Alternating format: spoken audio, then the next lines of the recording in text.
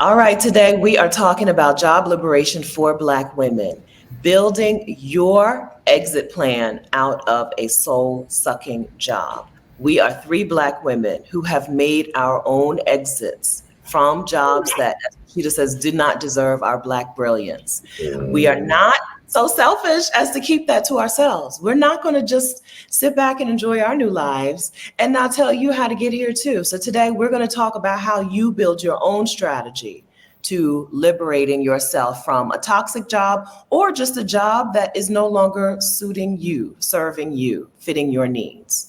Okay, but first, if you're new here, welcome. My name is Stephanie Perry. I am a house sitter, the creator of House Sitter School, co-creator of Exodus Summit. I help Black women house sit, bop around the world as a full-time traveler, move abroad, all while embracing ease. If these things sound good to you, subscribe to my YouTube channel and turn on notifications so you'll be notified when I post a new video or when I go live or when I have some very special guests. Hi, very special guests. Hi, Stephanie. I'm super excited to talk with you both today. So I have a repeat special guest and a first timer. Marissa, this is your first time on my channel, I think. Am I right? It is.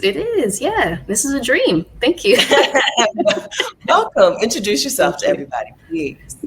Yeah, I am Marissa Price. I am a social worker, healer, online business educator, formerly in the economic development field, which was a toxic job in toxic industry, really, that I left to start my own business assisting Black women with starting and building digital businesses online with my business, Free Black Woman Virtual Solutions. So yeah, thank you. Yes, and you. So I want to give away some of the good stuff early. You didn't only leave a toxic job, but you left the United States and now live where? Tell the people where you live. Yeah, Guadalajara, Mexico. Yes, with the help of Exodus Summit and all the resources y'all share. Mm-hmm. Oh, thank you. I wasn't trying to take the credit, but I do want everybody to understand It's true, though. There is more to leaving a toxic job than just going to a new job. You can start anew. You can reset from leaving a toxic or a job that is not serving you anymore. Welcome, Marissa. Thank you. Thank you. Hey, Dr. Kimani, introduce yourself.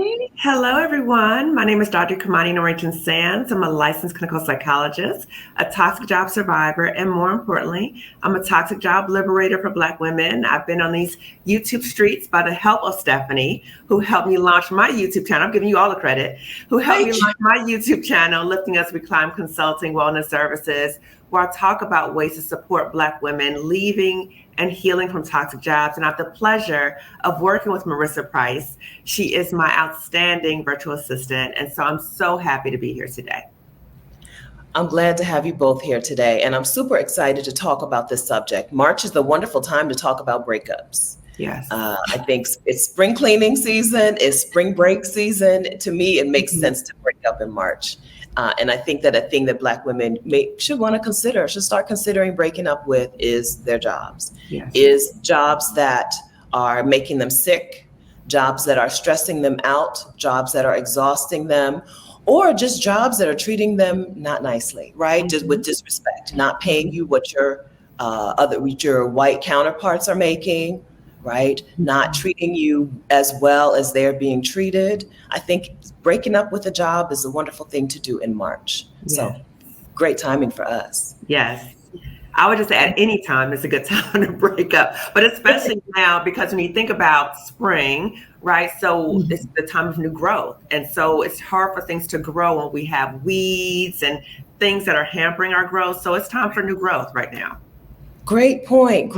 Yeah, when we want things to grow in our lives, when we have a dream or a vision for something better in our lives, we have to weed out the bad stuff. Yes. We have to weed out the bad stuff. That's right. So springtime, March, April, May, let's do some weeding so that we can bloom, thrive, grow.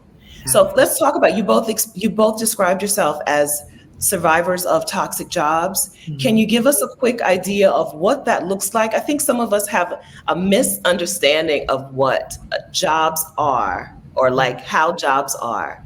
And we think that everyday stuff we think that the toxic stuff is just an everyday experience. Yeah. So can you explain to us why you're using, Kimani, why you're using the term toxic job? And Yeah. what did that look like for you? Yeah. Well, first, I want to say that as Black people, I think we've been conditioned to accept the worst because we've been treated so poorly. We continue to be treated so poorly. And so we've come to expect that we're going to get the worst, right? So we've been brought up, you're going to work twice as hard to get half as much. That's just the way it is. All jobs are toxic. You just stay there, you just stick it out, you put your head down, all those different things. And I think at a certain point, you know, when we look at you, Stephanie, we look at Rashida, we look at so many other Black women who are saying, no, we don't have to live this way. Maybe our ancestors did, maybe our parents lived that way, but we want something different. I think a lot of us too are seeing the devastating impact that a toxic job can have on us. We see what's happened with Dr. Antoinette Bonnie Candia Bailey, you know, and just seeing that the horrific things that can happen as a result of a toxic job. And so I think more of us as Black women are becoming more aware of this, and we're saying no more. We're saying no more. We're tired of it. We're sick and tired of being sick and tired, like Fannie Lou Hamer. We're done with it. And so now is a time for us to say, okay, now no more. What am I trying to pivot to? And so that's why Marissa and I are out here on these YouTube streets to show Black women about options, that we have options. We are both very vocal that we were in toxic jobs and not to be ashamed about it. So part of it too is that when you go through something as Black women, the conditioning too is we are strong Black women. We don't let people run us out. We don't let people do these things to us. So if you say, I'm being harmed here, number one, you're not going to be believed. No one really cares, honestly. And then the perception of how people might see you as weak. And so part of the mind shift is it is powerful. It is courageous to say, I have been harmed. I deserve better. I know my worth, and I'm getting out of here. I'm taking my power back and I'm getting out of here. So I know, Stephanie, you and I talked at length about, you know, my journey with Black women, you know, leaving toxic jobs. And I've been very vocal about it, and I will continue to be vocal about it. It's a painful experience, but each time I talk about it, it helps with my healing process. And so I want to model for Black women that we can go through pain. We could talk about the pain. This is part of the healing. You have to leave to really start the healing journey, but we have to talk about it and let us refuse to be silent. We're going to reject that.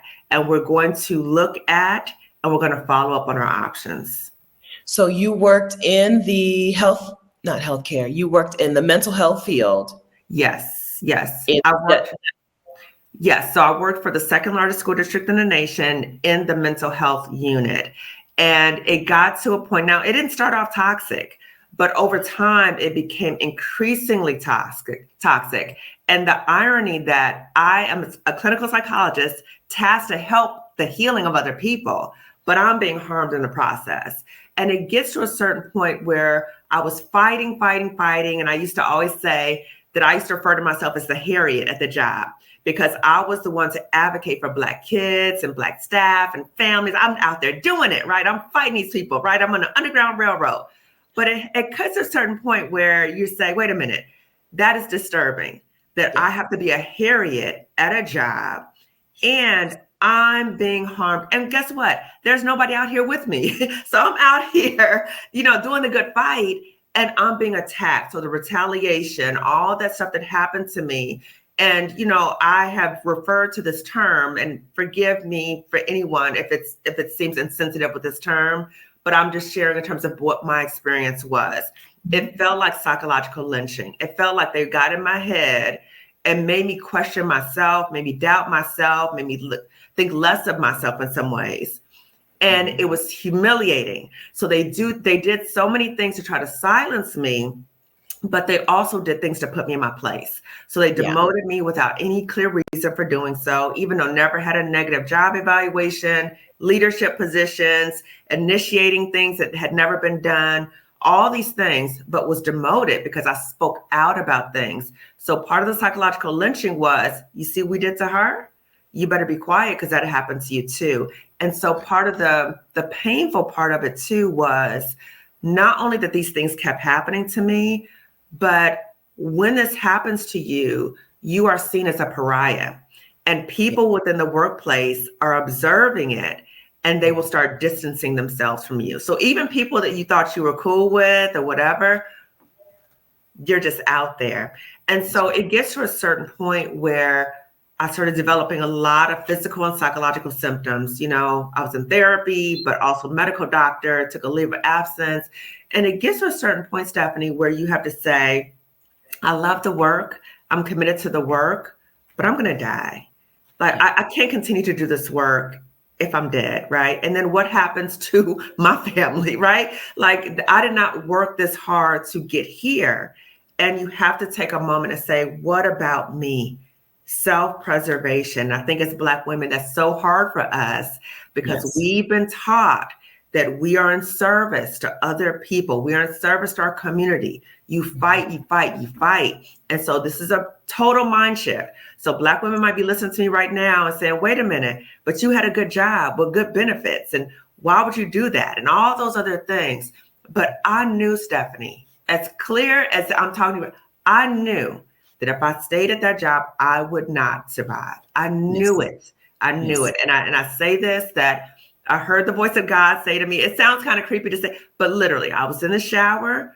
I heard the voice of God say to me, because I was on a leave of absence, and God said to me, if you go back to that job, it's a death sentence. I immediately got out the shower and I resigned effective immediately, right? It was scary, but I knew I love myself. I love God. I love my family too much to sacrifice myself for a toxic job.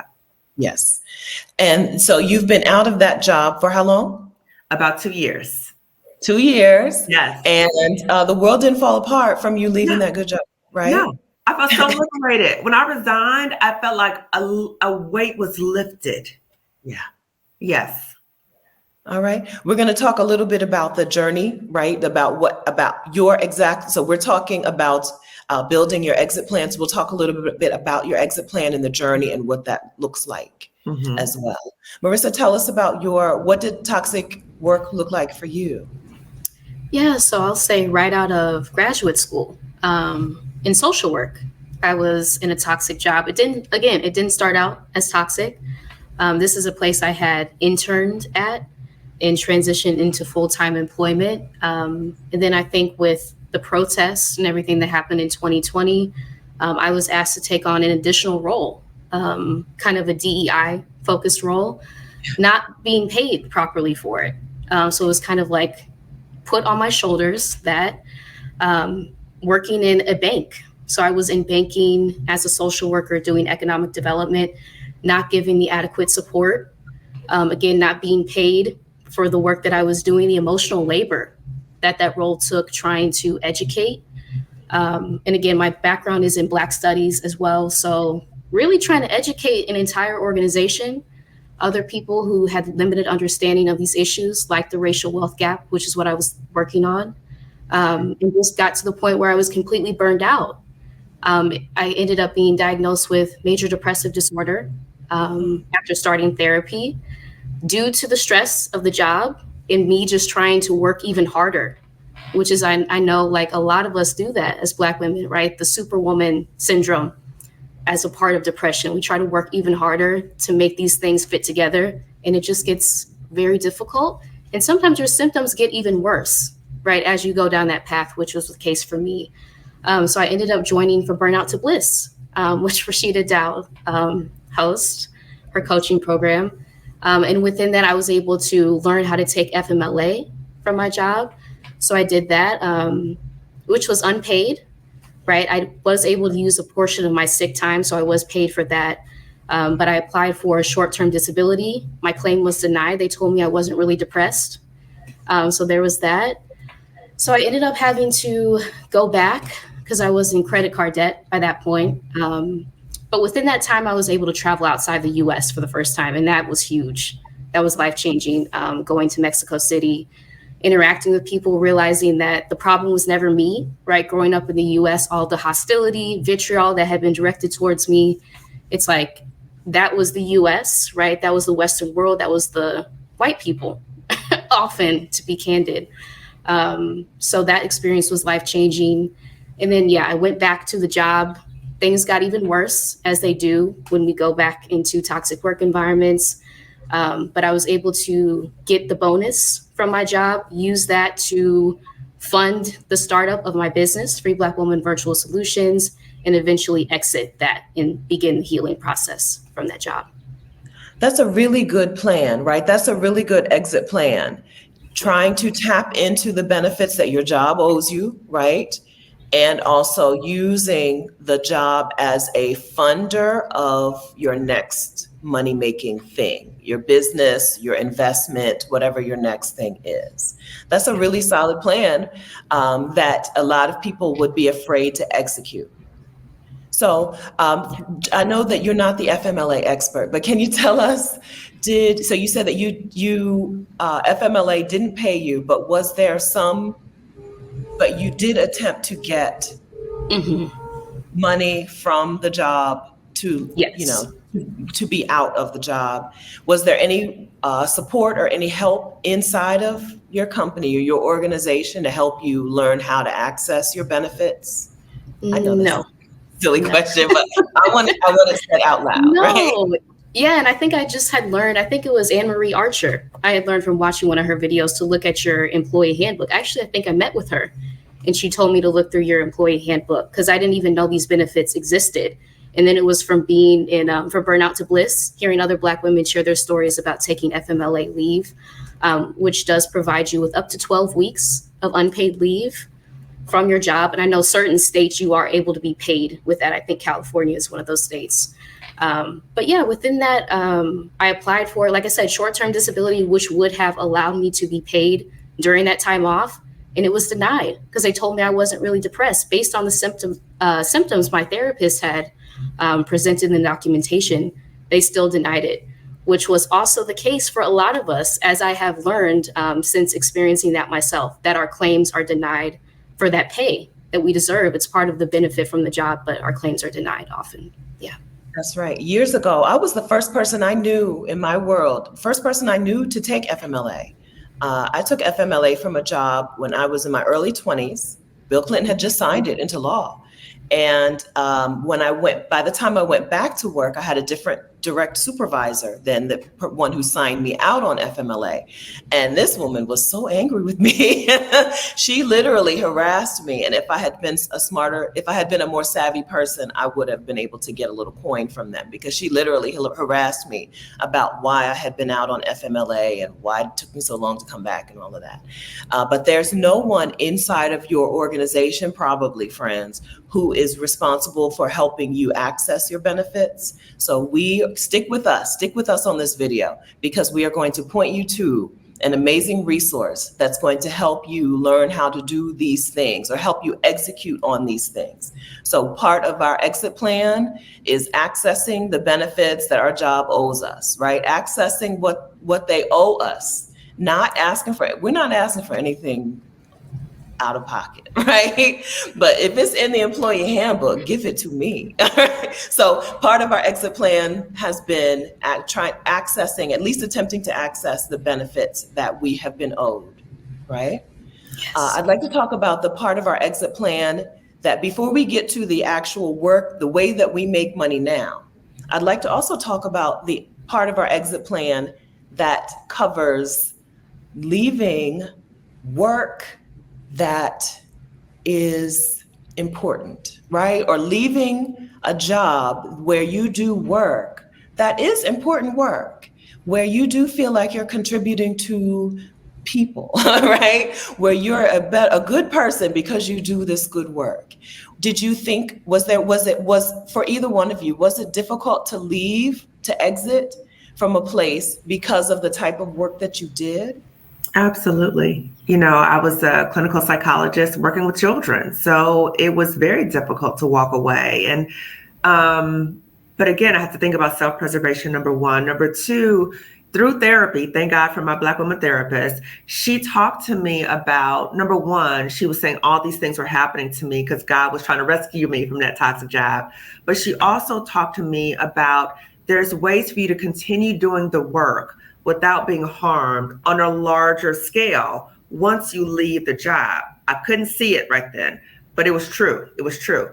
And so I had to have the faith and say, wait a minute, there has to be another way, because I knew I couldn't continue on the path that I was going, because at that point I was actually questioning if I still wanted to be a psychologist. So it was taking away all the love I even had for the work. I was thinking about, do I need a career shift? Like, what's happening here? Because this is not the way to go. And so I was able to say, wait a minute, but also recognizing that I went through a grief process. So when I left that job, it was a whole grieving. I think I'm still grieving sometimes. So the grief of, I came into the job with certain dreams and expectations and excitement, because again, it didn't start off all bad. And all those things I had to let go. I had to say, you know what? I'm not going to accomplish these things at this job, or how the job initially was, that's not how it ended. And saying goodbye to people. I was close to a number of people. So people I was cool with, but then also there were people who betrayed me, or people who were not there to support me. So that all that grief is part of the process. And that's a lot of what I cover in the work that I do with Black women, with coaching, is going through that grief process, because it can feel very odd. Why am I grieving a situation that's harming me? Because you had a lot invested in there. There were a lot of dreams you had in there. And so it's important to connect to that and to process that and say, you know what, I'm going to be grieving for a long time. That might still see triggers right now. And I'm sad.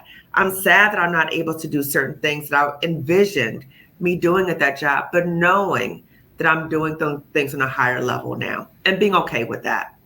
Yes, right. So you're the first person I know, I think, who talked about healing from that environment, healing from that situation. We talk about leaving, right? We talk about walking away, but we don't talk about how to heal from it and how to grieve what could have been, how to grieve what the dreams that we had for that environment, and like grieve the relationships. Yeah. And like I said, the betrayal too, like the betrayal can be very harmful, especially, I'm currently dealing with this residual, especially the betrayal when it's another Black woman. So having a situation where you may have thought that you had a positive relationship with another Black woman in the workplace, and I absolutely experienced a sense of betrayal from some of them, and particularly one and specifically. And that is very painful, because you think about, I thought we were cool. Like, you knew things about my life. You knew that I was going through a very challenging time when this was happening, and you still betrayed me. So that is still something that I work through. Of course, it has less impact on me, but it does come up periodically. And so I just want to be very transparent that these issues continue to follow you even after you leave the job. That's important. Yeah. That's important, because sometimes if we don't talk about this, then when someone does leave the toxic job and she's feeling these feelings, she thinks she did something wrong, right? She thinks she's, I messed it up. I did it wrong. Maybe if this is fine, I shouldn't have left in the first place, all kind of stuff. So yeah. I'm glad that we get to talk about this side of things that we don't talk about enough. Yes. Yeah. So Marissa, did you have those same feelings? Like, did this toxic environment make you say, forget economic development? I'm not interested anymore. Absolutely. Yes. I was at that point because I had invested, like Dr. Kimani said, I had invested so much time, right? I had specialized in economic development in my graduate program in social work. I had come from the banking field, transitioned into social work to do this specifically. Yeah. And then to be in this job right out of graduate school, it was heartbreaking. Right. And like Dr. Kimani said, all the dreams that you have, they feel like they're gone forever. So I'm just in the process of reclaiming that, right? Doing economic development in my own way, helping Black women build businesses, sharing the knowledge that I've gained in the banking field freely, making it accessible. So yeah, that brings me joy. But yeah, there was definitely a time I'm like, I'm done. And I actually entered into another toxic job after I left the first one in the same field. Right. And this was a Black woman who was doing things that I did not agree with. Right. And wanting me to be the face of things that were just not in alignment with my values. I'm like, I have to leave this field and have to do it my own way. So, yeah. So we're talking about a couple of important steps in our exit plan. So yes, we want to access the benefits, but yes, we want to make a plan for the feelings that we're going to have, make a plan for how we can still feel the fulfillment that we felt from the work, from what we thought the work was going to be, right? How we can plan to still feel that, and how we can grieve what is never going to be. Okay. So Marissa, you mentioned that you still, even though you wanted to, like, you were like, screw this, you still get to work in economic development in your own way. So let's talk about how you decided that what you do now is what you're going to do. Was this originally part of your exit plan? Was helping Black women business owners virtually, online, was this part of your original exit strategy, or did you kind of like feel your way around to it? It wasn't. So I think it was Exit Summit, Move Abroad Money, that kind of introduced me to all of these ways to make money online. I was like, oh, because I had been educated in the traditional business sense of you have to go to a bank, apply for a loan to start a business. And I had actually researched Black women entrepreneurs. That was part of my graduate program, my research study. So when I saw that, I'm like, oh, there are all these new opportunities that exist. The barriers that once existed, like the capital barriers, no longer exist in the online business space because you can get started with literally zero. Yes. So seeing that, and I think it was Libria who I saw at the summit who connected me to Digital Nomad Kit.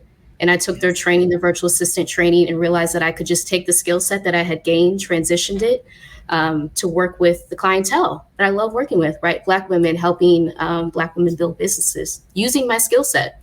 So it wasn't part of my original plan, but I think I was kind of led to that path. So I'm grateful. Yeah. So how long after you left your job did you start your virtual assistant business? I started it while I was still there. So I think it was in February I had started and I left in March. So it was about 6 weeks in kind of doing the background work, going through the program, the training program. And then I launched it on International Women's Day last year. Yeah. So it's been about a year that I've had my business at this point. So yes. Good. So did you, this is a question you don't have to answer. Okay. But did you, a lot of people, once they start something, they want to make enough money. They want to replace their previous salary before they're willing to let that job go. Was that your approach, or did you have just a faith that you were going to get there? I had faith. I stepped out on faith. Yeah, I stepped out completely on faith. No, I wasn't able to hit that mark at all. Like I used my bonus to fund it. And then I was like, okay, I had to trust my skill set in being able to attract the clientele that I wanted to work with. Trust that I had the resources, trust that I am resourceful, right? These skills, these abilities that I have didn't go anywhere. They carry with you from job to job, from place to place, wherever you go. So trusting in that and realizing I was kind of in survival mode at that point. Like I had to get out to preserve my sanity, preserve myself. I'm like, I can't do anything if my mental health is not intact. So I have to leave and just trust that things will work out. That's right. I want to repeat that one more time. You don't lose your skills. When you leave a job, you take your skills with you. You take your skills with you. You take your network with you, right? Sure. Yeah. And you take your ability to learn new things with you. Just like you learn how to do that job, you can learn how to do something different. It's true. Yeah. Yeah. So that means if that was launched on International Women's Day, you've just passed your first anniversary? That's right. Yep. Oh, happy anniversary. Yeah, thank you. Yeah. Thank you. How is running your own business in comparison to being an employee? Oh, wow. So I love that I get to set my own schedule. That's been one of the primary benefits. Also working with wonderful clients like Dr. Kimani, Rashida, Dow, Glamazini, Kathy Hampton. Those are my current VA clients. But yeah, just being surrounded by all this wonderful energy all the time has been a true blessing and kind of night and day from the environment I was in. Yeah. Good. Another question, you can just say pass, literally. Okay. Have you now gotten to replace the income from the job that you left? Not yet.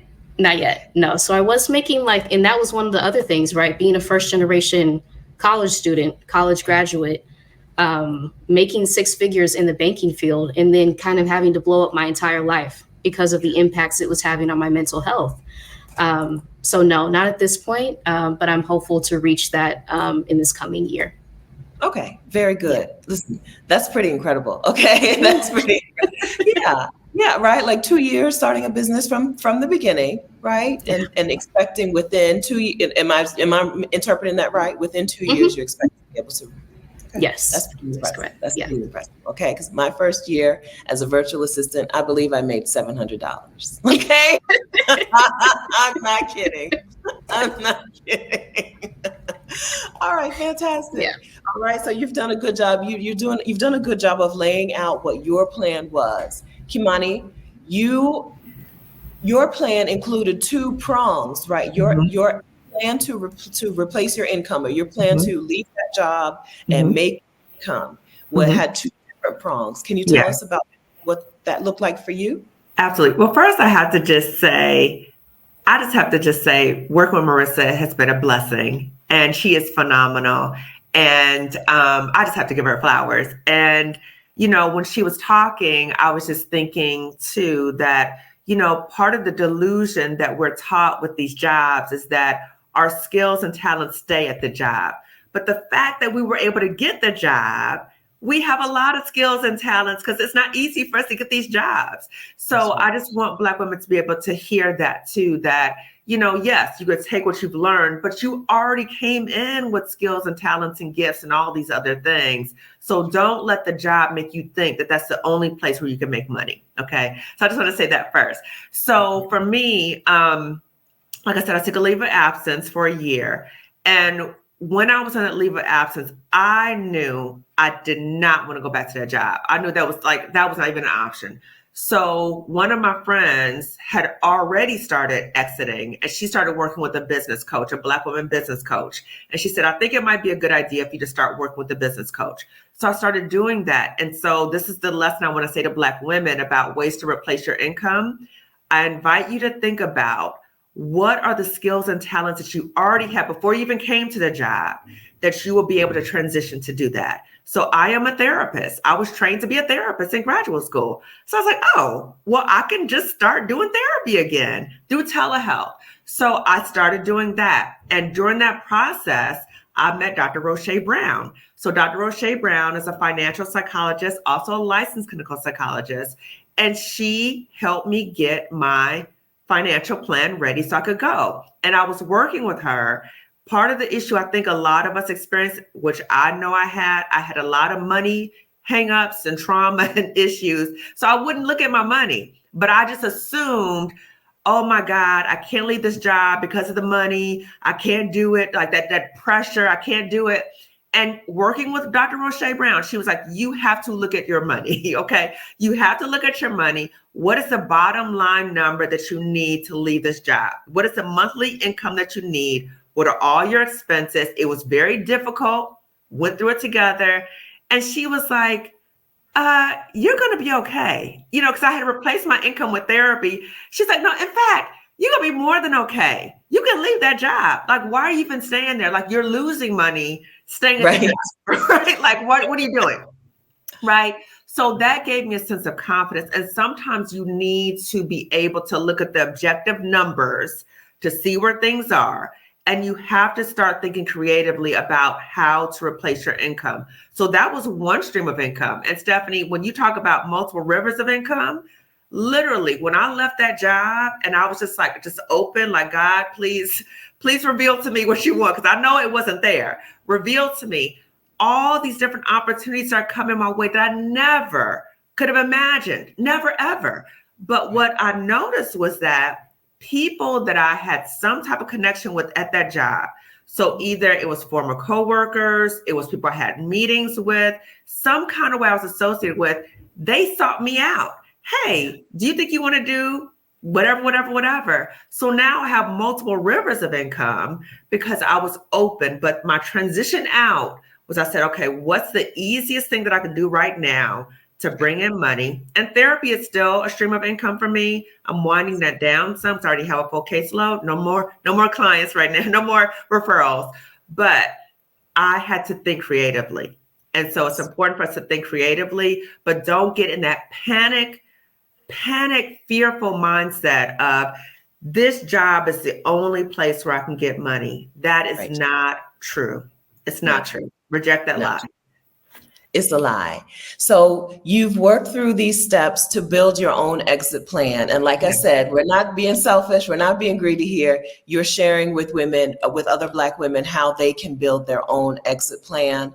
So let's talk about the time and space that you and Marissa have set aside to help Black women get their own job liberation.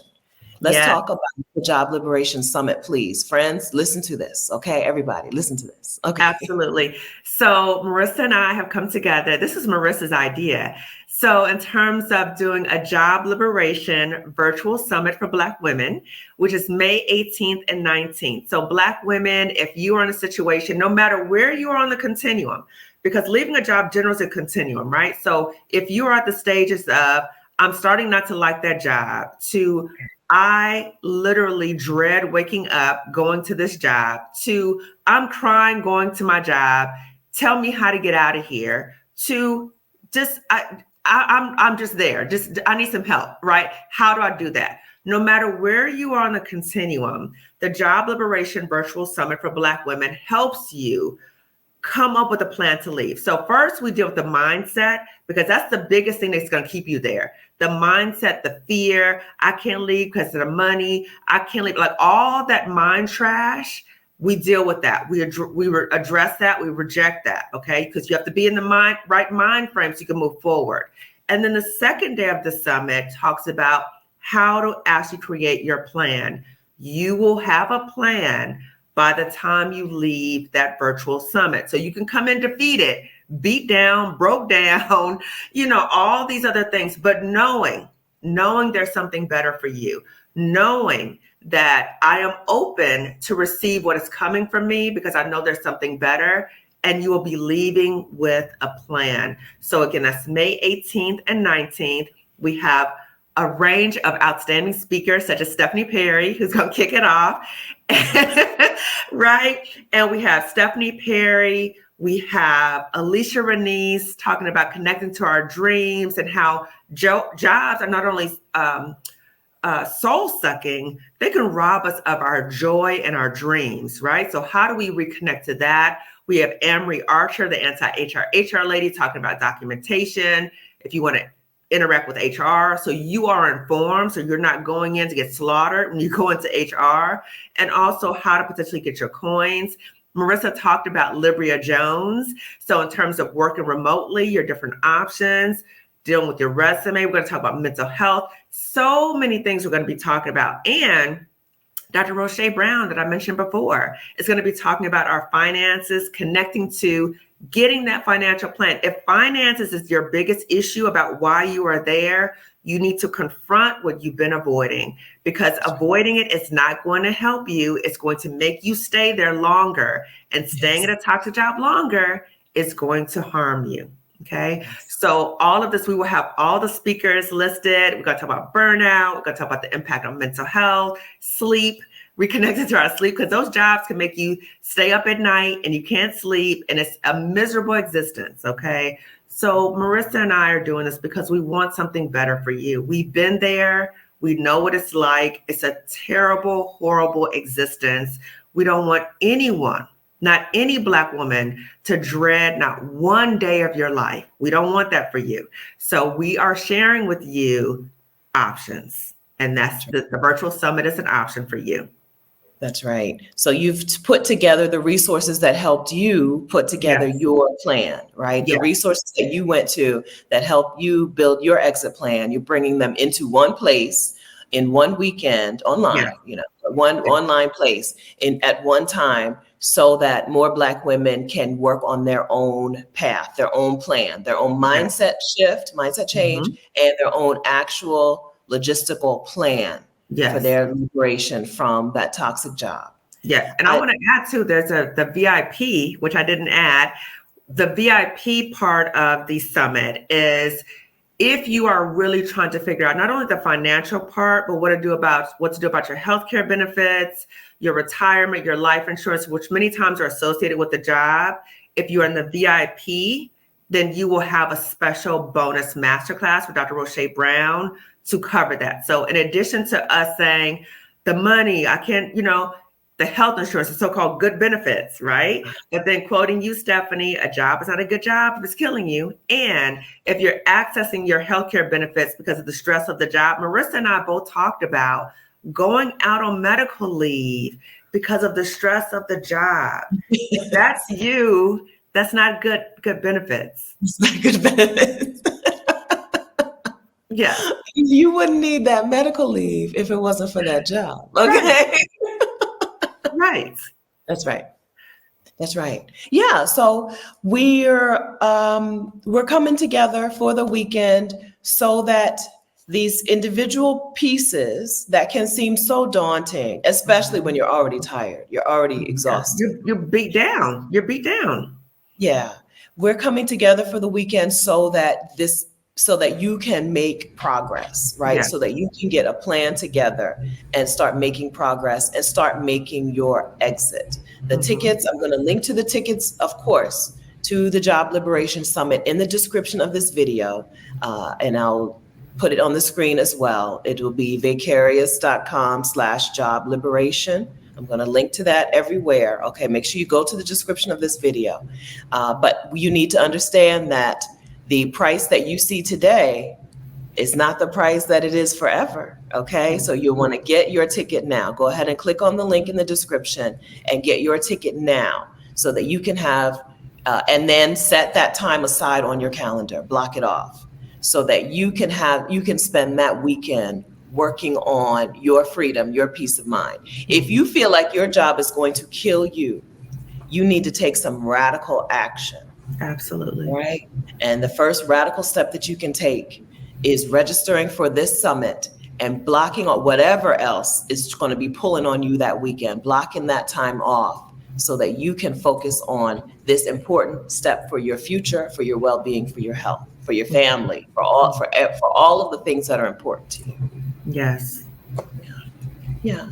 So if a woman is on her last straw, and she's like out the door already, is it too late for her to attend the summit? Or if she's starting to feel, you said, I don't like it here, just starting to feel the feelings, is it too No matter early? where she is, all the information is relevant. And for us to think about, you have the freedom of thinking about what your own timeline is. But it's better to be prepared and to be informed than to be reactionary and terrified and feeling like you have to stay because you have no options. So this is an opportunity to be proactive. But if you've already, even if you've already left, this is an opportunity for you to get resources so you know what your next steps are. That's right. That's right. I already mentioned that I feel like I left money on the table by not pursuing a harassment claim against a previous employer. Don't be like me. Okay, you don't want to be 20 years later being like, I wonder how much money that would have been. Okay, don't be me.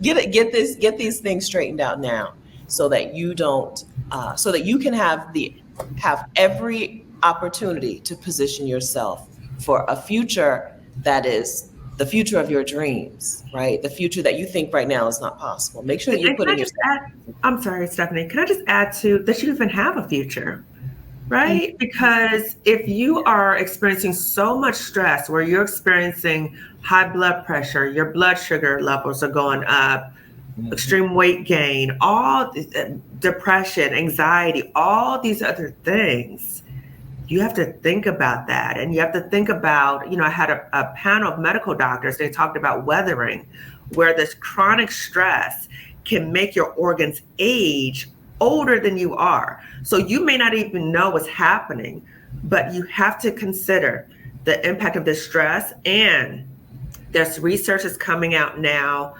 American Heart Association, other research that is saying that Black women, that we're now dying at earlier ages. We're developing cardiovascular disease earlier. We have seen high profile Black women dying early. Okay. That's so right. We don't want this. No. We don't want this for us. No, you mentioned earlier that sometimes when you're a Black woman and you say this, my job is doing the XYZ to me, it seems like no one cares. Right. That may be because you're in a place where literally no one cares about that. But Yeah. when you come to some space where the whole focus is on getting away from that, the whole focus is on this is wrong, Yes. this is bad, and Yes. now how do we make changes to get yourself out of there? Yes. You're no longer in a world where no one cares that you're in this toxic environment, and no one cares about your exit, where no one cares about you making a plan to get out. So Yeah. being in community with other women who understand this and who are Mhm. working on their exits Mhm. is so valuable, so critical, so crucial to Yeah. your actual exit. Yeah. If you're trying to do it alone, it's really hard to go against the grain by yourself. You need Yeah. community, right? Absolutely. We want to swim in a school. We want to swim in a school, swim away from these toxic environments in a school. You don't want to be the lone fish out there with, Yeah.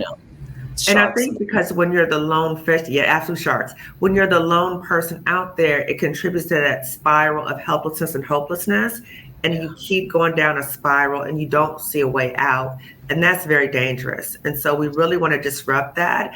And we want Black women to know when we think about options, you have agency. So even though you might be in an environment that is showing you, I don't care about you, you mean nothing to me. Hopefully, Black women, you know that you care about you and that you know your worth and that know that you have agency. Agency is following up and looking at and moving forward with options, because you have options. Even if it seems like you don't, even if it's scary, even if it's all those things. Marissa and I can absolutely tell you it was terrifying. It was terrifying to leave these jobs. But we did, and we are so much better after, physically and psychologically, okay? It is scary. We are here to walk with you through the process. It's not an easy journey, but you have support. Marissa, can you address the women who are nervous about attending something in public, online, regarding leaving their job? Some women who may not want that publicized? Yeah, so your faces won't be shown, right? There's not a way for attendees to put on their camera with the platform that we're using, Hey Summit, for the virtual summit. So there is that. There is also the option to change your name within the summit, so that you can be completely anonymous and attend, because a lot of these jobs, like you said, like spark fear, right? What if someone sees me? Like, am I going to be reprimanded for attending this? And that's real. That's rooted in reality, unfortunately. So we do have those measures to protect your identity, if you are worried about that and still want to attend. Yep. Employers can be very vindictive, but as I've learned from Anne Marie, who is a speaker at your summit, as I've learned from her, sometimes it's best to let them be and document it and get your coins, but that's for her to talk about, okay?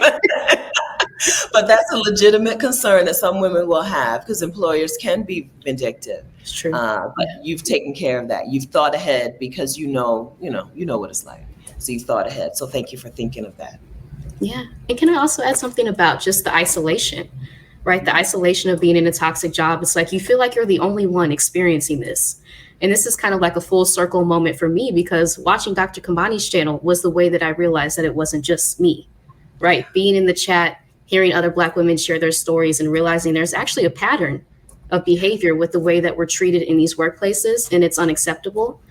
So I think that being in a community like this where we care about you, right? Even if no one else does, we care about you. We see the value that you bring, even if no one else does. And we're giving you the resources to go towards liberation, and live the life that you deserve. Yes. Yes. I'm super excited to be the first person on the schedule. I'm very excited. So as you know, I believe that we need to detox from job culture in general, right? It's not only a matter of healing. So Dr. Kimani helps you heal from a toxic job, but I want you to heal from the idea that you are your job in general. Heal from the idea that the job is supposed to be the most important part of your life. So I'm super excited to be the kickoff speaker at the summit in May. I'm super excited about that. I can't wait. I know what summits do for women. I know what it does when you create a time and a space for women to come together, exclude those other demands in life, and focus your energy, your attention, your intention on this specific goal, plan, dream that you have for yourself. I know how powerful, how amazing that is, how effective it is. And how effective it is to have Black women coming together, being together in space, in communion with each other. So I'm excited for the Job Liberation Summit. And I can't wait to get some women out of these jobs, out of jobs, period, right? Not just these jobs, but out of jobs. I'm excited for that. My own plan was really super incremental, right? It started with me just taking a career break. And then it became, well, I'll go back to work. And then it became, no, I don't want to go back. But what can I do to lower my expenses and make a little bit of money, right? And then that was house sitting and virtual assistant work. And then it became, okay, how can I share this new way that I'm living with more people? Share house sitting, share full-time travel with more people. It became a YouTube channel, and it became coaching. It became my own virtual events, became a book. Right?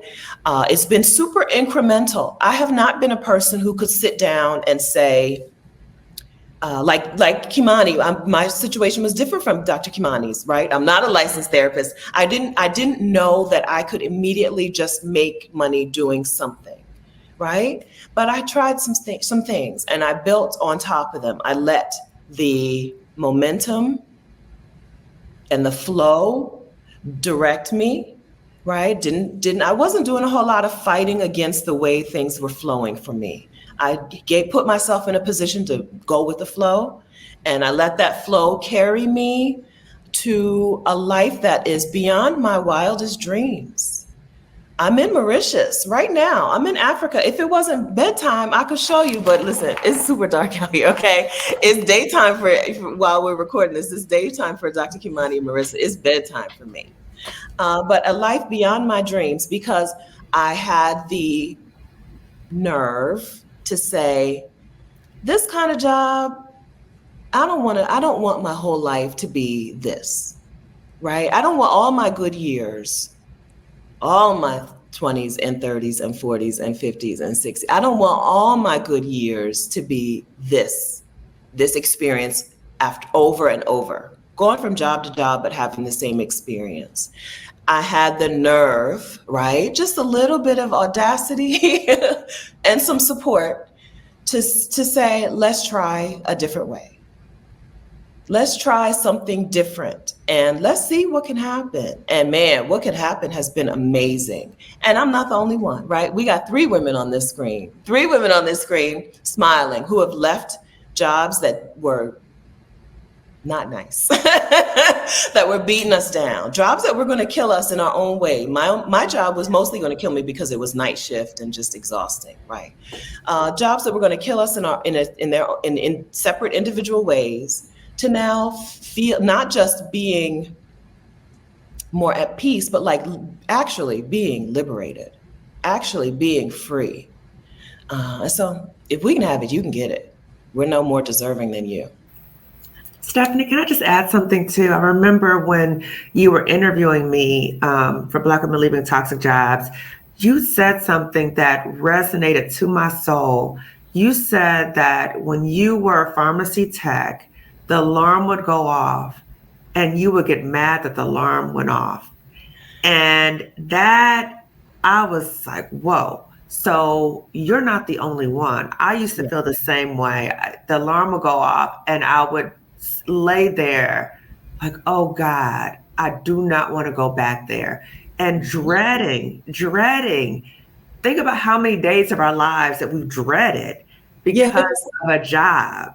And so we're trying to say to Black women that there are options so that you don't dread your life. Right. God has created a life for us of beauty, of resources, of abundance. So to have a life where you're dreading any moment of your life, where you're shrinking yourself, where you're dimming your light, where you're bowing down, where you're beating yourself up. Like, how did I let this person talk to me like that, right? You may want to say some things to some people because they've treated you in some kind of way, but that can translate to you start feeling a sense of self-loathing for yourself because you're thinking, how dare I let those people talk to me? What does that mean about me? And so we want you to stand in your full humanity as a Black woman and to know that your life can be so much better. It could be so much. You may not believe it right now, but we're telling you we're on the other side and it could be so much better. So much better. So much better. Yeah. I look at the time, it felt perfectly normal to hate that I woke up. Right. But now I'm like, I was actually mad that I woke up in my sleep. Right. Ooh. Like that's not how we're supposed to live. We're not supposed to live like that day after day after day. Mad that you actually woke up. What's the alternative? What am I saying here? It's been amazing to be able to live this new life, this new liberation, right? To be able to live in this new world, being the same person. I'm the same person. Yeah. It was just a matter of some changes, taking agency, as you said, deciding that I was going to drive the boat. I'm going to drive the boat. Okay. I'm going to be in charge of this life. Let's see what other options are out here. I'm not going to just suck this up because everyone says that you just have to suck it up, right? Yeah. Just suck it up until you're 65 and then, then you get to live. Once I decided that method, that model for life was not how I wanted to live my life. Once I decided that wait until retirement age to start living was a scam. Yes.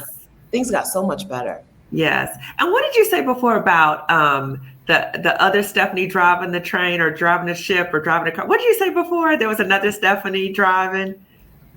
Sad Stephanie. I was very sad. Yeah, I just was just a sad person, and I thought that I was just gonna have to be that way.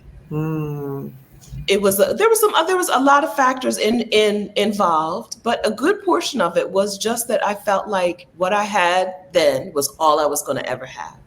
Wow. The life that I lived then was the life I was going to have to live forever. It's not. I would imagine that people in toxic jobs feel that same way. This is just how it's going to be.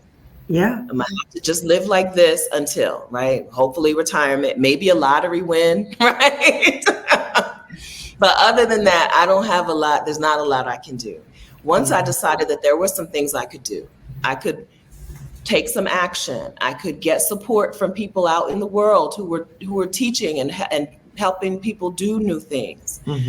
Action plus support plus community have made a world of difference for me and for all of us, right? Taking action, getting in community with other people who are on a similar journey, and accepting support from people who are out teaching and telling and showing and coaching and, accepting support from people. Yeah. Those three things in combination have been the difference maker. And that's why I love the idea of a virtual summit. That's what a virtual summit is in one package, right? Absolutely. The coaching plus the community, it's the support, it's the mindset shift, all of that in one weekend. You really can make a fundamental change. I know it because I host a virtual summit myself. There can be a fundamental change in your life when you decide that this weekend is set aside for me, for this. Yeah. And I think too, Stephanie, recognizing that for all of those things to happen, sometimes we have to invest in ourselves. That sometimes we might say, oh, I don't have the money, or I can't do these things. But yet we get our eyelashes done, we get our hair done, we get our nails done, all these things. But saying, wait a minute, is this investment going to enrich my life and make my life better? Or is this just something I'm just throwing away money, right? We don't want you throwing away money. This is an investment for you to improve the quality and possibly the quantity of your life. Okay. That's right. So this is an investment. It's a resource, but again, you have agency. That's right. If knowing how to sue your employer or at least file some sort of claim against your employer for harassment or for a hostile workplace, seriously, if that is worth more than the cost of this ticket, you should be registered already, right? If knowing how to get, what's Libria's session on again? How to get remote work and how to deal with your resume, like if you have gaps in employment, dates or anything like that. If a much better job, right? Especially a better job that didn't care where in the world you are, right? If that could give you more than the cost of this ticket, you should be registered already, right? There are sessions, when you go and look at the speakers in the sessions at the Job Liberation Summit at vicarious.com/job liberation. I made a special link, so I remember it. When you go there and you see those sessions, you'll see that they're individual sessions that are for you, that one session alone is worth the cost of registration. Go ahead and register. I know you think you might do it later, but you're not going to remember to do it later. Okay. And then after everybody starts talking about how amazing the summit was and what they learned in the summit, you'll be like, oh, that's right. I was supposed to go. I hear it every year. Don't let that save money by early registration. You don't want to lose extra money by waiting for regular registration. Get the early registration, save some money. Early registration, that's right. Just like you want to use up all of your work benefits, you want to take advantage of this. Consider this a friends and family discount. Okay, get your friends and family discount.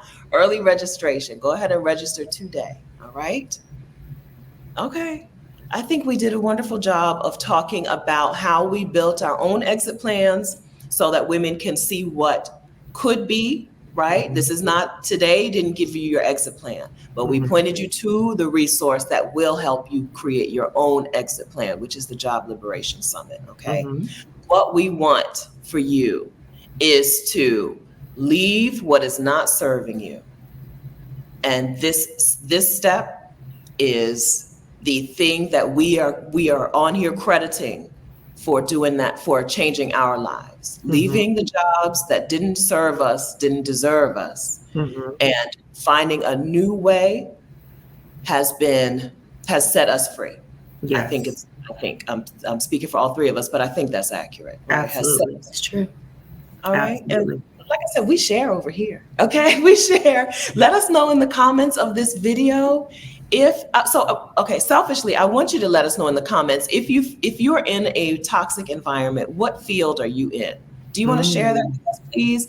I have a theory, okay? But if you would share what environment you're in, and if you have a plan that you're working on to build your own exit strategy, if you want to share that in the comments as well, that would help some other women see the variety of ways that we have put together our plans. We've talked about ways that we make money, but we haven't even talked about ways that people are living off of investments that they've already made. There are a lot of different parts to this plan.